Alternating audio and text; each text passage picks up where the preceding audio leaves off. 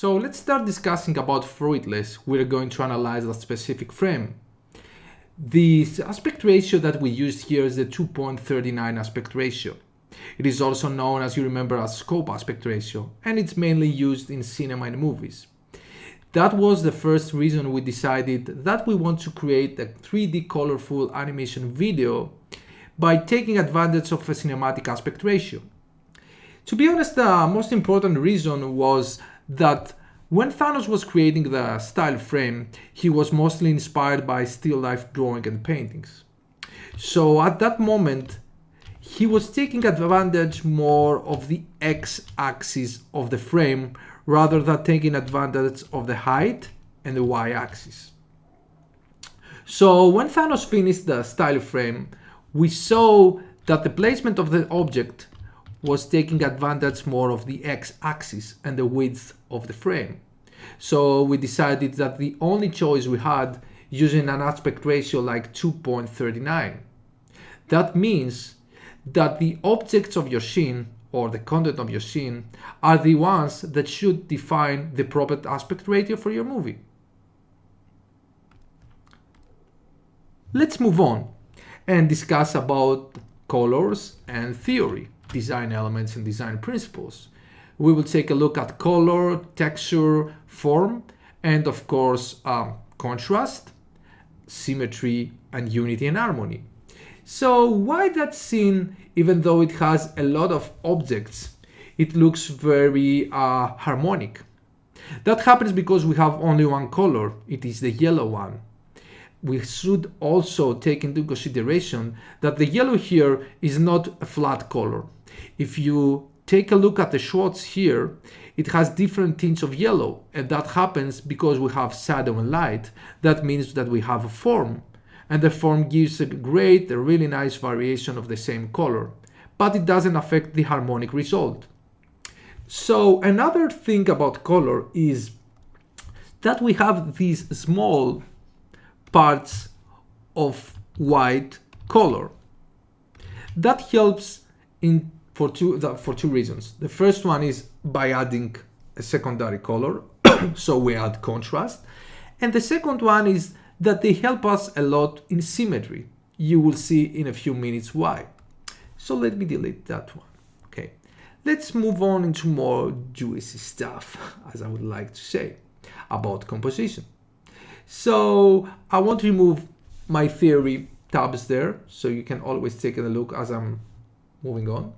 So I will take a look at my horizon. Do you remember when we were talking about ground and sky?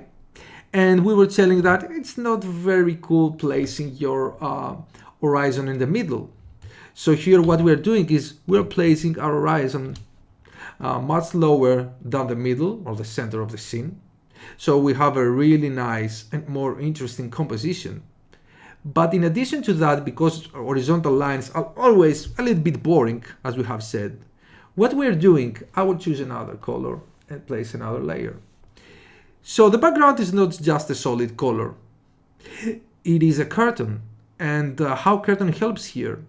It has some really nice verticals. So verticals are always supporting the horizontal lines and always create much more interest result for our scene. So this is the reason we have placed the curtain here. Let's hide the verticals right now and keep the horizontal. And let's talk about symmetry. I will choose again the white. And let me zoom in a little bit. And yeah, I did it. In the center, 100%, or at least. So what happens here? Let me do another layer with another color. So even though I don't have flowers from here, okay, or I don't have the same wood here, what happens is because our center object is the teapot and it's being divided equally here, immediately it gives you the sense of asymmetrical composition. We support that by adding these small glasses, okay? We're supporting that by adding these small sugar cubes here. And we're also supporting that by adding these really nice woods. And these woods Beyond symmetry, they also help because of texture and the contrast. So overall, even if not every quarter is equal and identical, we still have the symmetry. Let me delete these small green points. Let's go to something else. Do you remember when we were talking about shapes and letters, how they help our scenes look more interesting? Let's discuss here and see something very, very nice. Okay, I will use my lines here. I'm starting from the sugar cube, going to the top of my teapot, going to that point here, and then connecting them. Do you see that? Yeah, I love shapes and geometry. All the objects have been placed, not wisely, but in a clever way that makes them feel like a triangle, so they're not randomly placed. This is very critical because it helps the composition looks very, very interesting and they're well balanced in the eye. Okay, so except from that, do you remember diagonals? I will place a different color right now and I will choose another layer. So the woods right now, if I start again from here and take into consideration the woods, they're also creating a bigger triangle, okay, which helps to give more tension to the scene and help it look more symmetrical and dynamic. Okay, so let me remove these triangles and talk about something else. Now, do you remember when we're talking about how the eye is reading from left to right and then it starts to find an exit? See what happens here. I will change a magenta color. Here, at that point, we have an object with a texture that never exists again in the scene. It's just a chrome. So it creates a little bit of a focal point. But the most important thing is it's at the left of the scene where the cloth is starting. Okay, so let me do that. Even if this is not a circular line, I will do that with lines diagonal. So it starts from here, it goes here again, and then again into the middle. So it follows the zigzag path, but mostly here it's like a curvy, a C, due to the rotation of the cloth. So again, supporting the focal point here in the center, we also have that cloth and that spoon and how it rotates and leading us again into the teapot. And last but not least, do you see that wood here? It doesn't feel alone. There is a specific reason for that.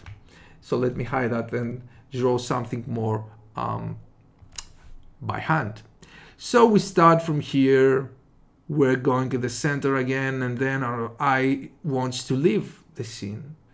But our friend the wood, he's very clever, because at the moment your eye is trying to go to the exit of the frame, which is that one, because the light is coming from here, and as we discussed before, you're following that gray Z.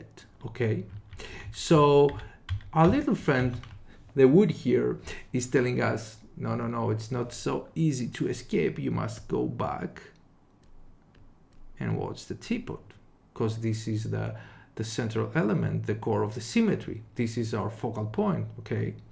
Do not forget that.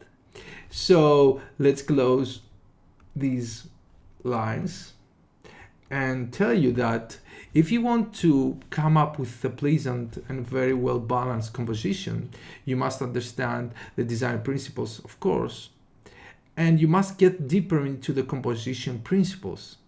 It's very, very basic for you, and with the experience that you will get from the course and of course by studying, you will be able to build and construct really, really nice and pleasant compositions. So let's move on.